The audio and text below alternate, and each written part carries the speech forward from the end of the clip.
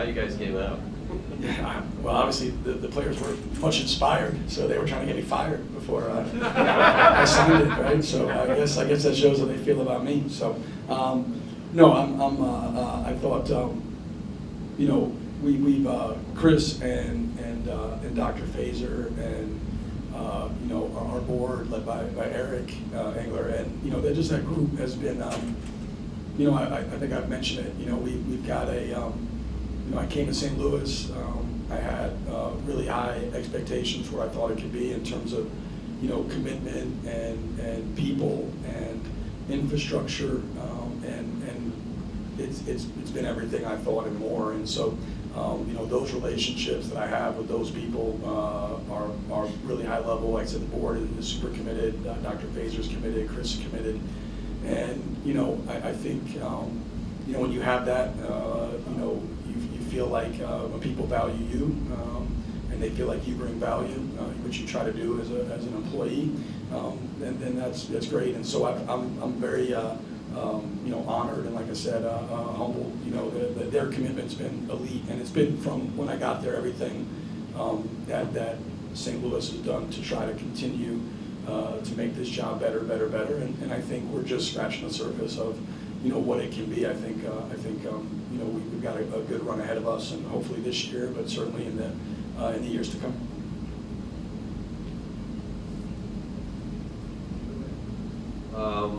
Do you see an end in sight to these starts that you've been trying to figure out? I mean, it's funny because sometimes it starts, but if you look at Loyola, we're up 18-6, and you look at George Mason, we're up 23-20, 10 minutes in the game. It's just been these lulls, and sometimes they happen early, sometimes they happen middle of the game, and so I would like us to certainly.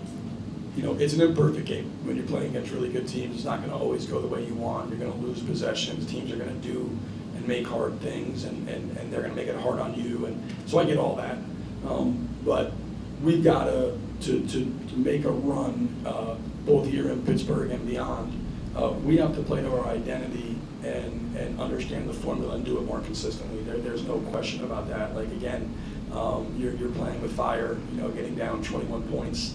And trying to come back from that. And then, the same things happened to us, a little bit, Dayton and obviously Mason and other games, VCU. I mean, George Washington the first time, as always said, only difference really in the first half here and there was, Kellen missed the three at the buzzer in the first half. Hugh made his, but other than that, it was pretty much in the same exact spot. So, we've got to be, we understand the formula, what it looks like. We have to play to that more consistently. Why we're not doing that,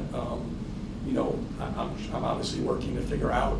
I am glad they're doing it enough to win games, but certainly I want to see that on a more consistent basis. I thought today, every game's different, but I thought today we were a little offense sensitive. I thought we got some really clean looks for really good shooters, and we missed. And then I thought we kind of hung our heads. And then I thought we didn't guard the level of urgency needed. And then I thought we got just obliterated on the glass.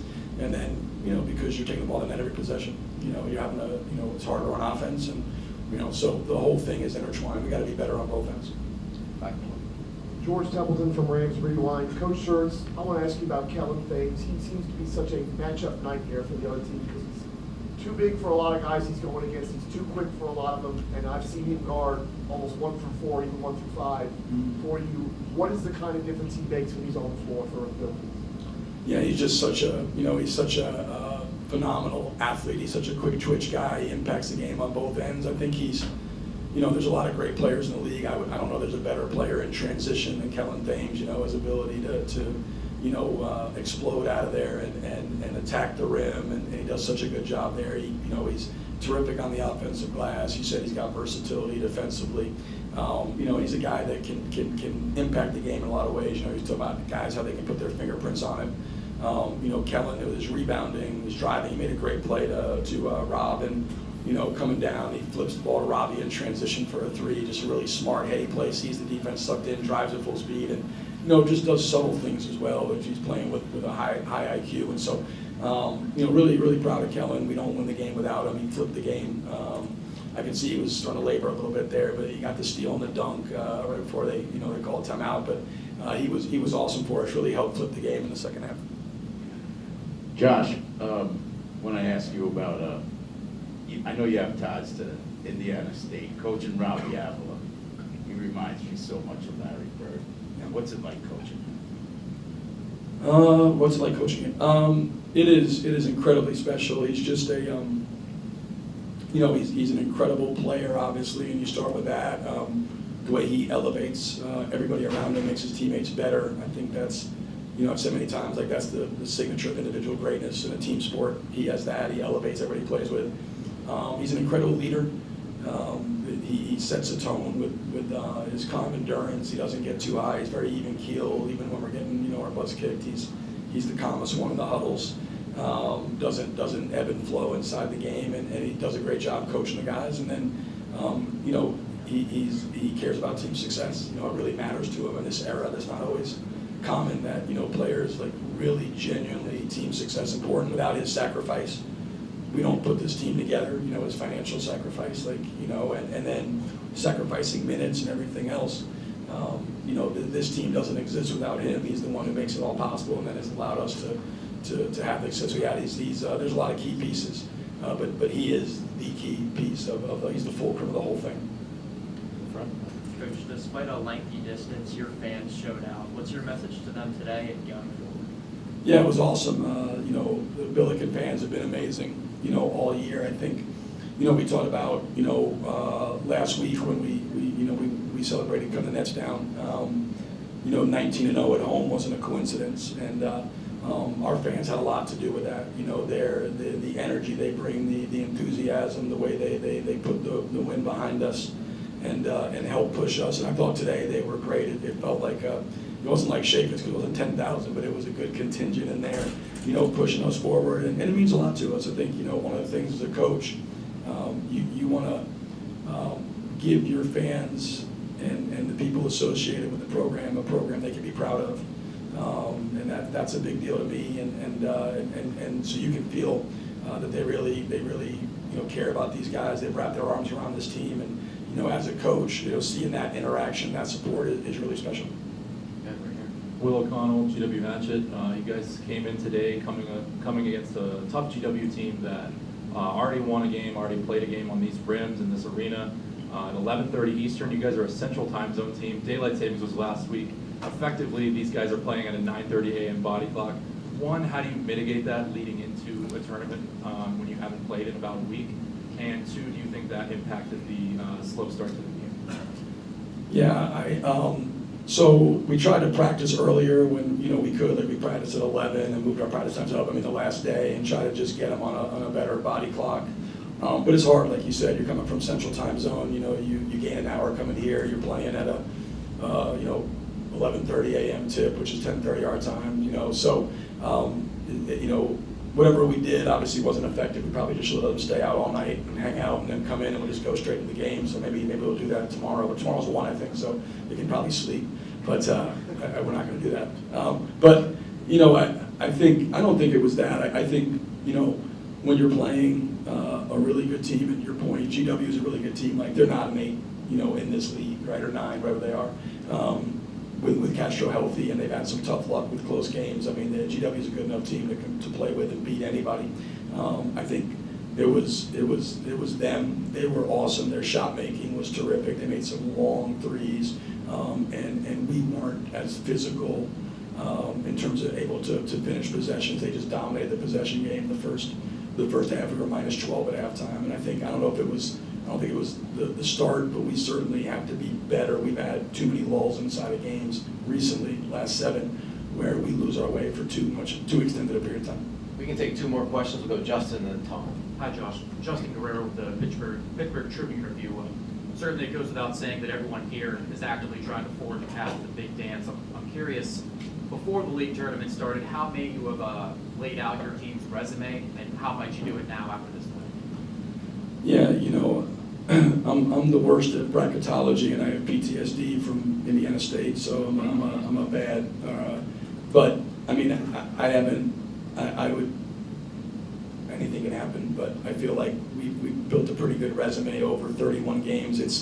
there's a lot of amateur bracketologists who are prisoners of the moment. So, if you lose a game, you're out. You win a game, you're in. You could be 12-19 and win one, and they got to be in. And you could be, 30-29-2, lose one, they got to be out.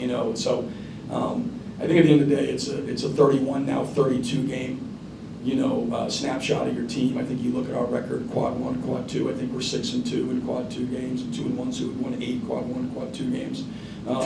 We have one loss outside of quad 2 and quad 1. So I think you look at all the metrics, everything we've done. I can't imagine we're 28-4 in the 7th best league in the country. The number 1 seed in the tournament. Co-champs, but. We've beaten, like I said, I think we have enough good wins. So I'd be shocked if we weren't not just in, but in comfortably.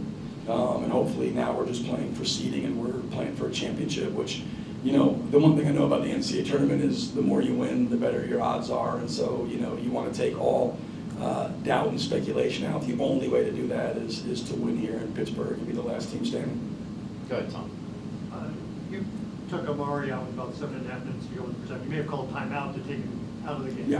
And then put him back in about 7 minutes to go. And didn't play, so Yeah. missed about 20 minutes of basketball. But when he came back in, it actually made a good impact.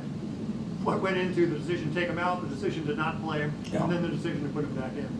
So, the decision to take him out was just, I think, it was like a microcosm, a couple of defensive breakdowns, we're in coverage and we don't execute the coverage, which gives them, 2 layups, and then we come down and we force a drive. Unfortunately for us, he fell, which made him pass the ball to Trey. And then we wound up with the next possession, a left-handed, scoop over Castro that hit the foam. So again, it's not, and then it's not just him. Like, I think that's been part of our deal is, when we get frustrated or we're frustrated, we have these letdowns on both ends. We lose detail defensively, and then we take, in that case, be early bad, early average, don't work the defense. We try, it's a good intentions. We want to put the team on our back and take us to the promised land, and I'm gonna, and then you wind up shooting the ball at the phone. And so off 1 foot with no passes. So it was more of not doing that, and we had too many defensive breakdowns. And talking to Amari in the second half, was on the fence, and then felt like he was ready to go when I went back and talked to him. And to his credit, it's a lot of maturity to get benched and come into a game. I saw him on the bench. I looked over once, made a big 3. He was up cheering, so I was like, all right, his head's in the game. And I went. That's honestly why I put him back in. If I looked over and he wasn't cheering, I would have not. But he was, and I'm like, all right, he's in the game. And when he's in the game, he came back in, and we don't win the game the last, whatever, he played 8-9 minutes. Without him, he was terrific. He comes in, gets a flare slip, did a great job defensively. Again, we all know when Amari McCautry's engaged, he's the ultimate, like Swiss Army knife on both ends of the floor for our team, and we need him to be better. And other guys, Q, a variety of guys, Paul, that we know can play better. Like I said, there's no I in team, but there is an I in win, and that's for individual performance. And individuals have to perform better, and they're performing. He's one, but he was awesome in that last stretch, and a great maturity shown by him to take that, not let it affect him, pout and come out, and he was awesome down the stretch for us, completely awesome. All right, that's it. Thank you, Coach.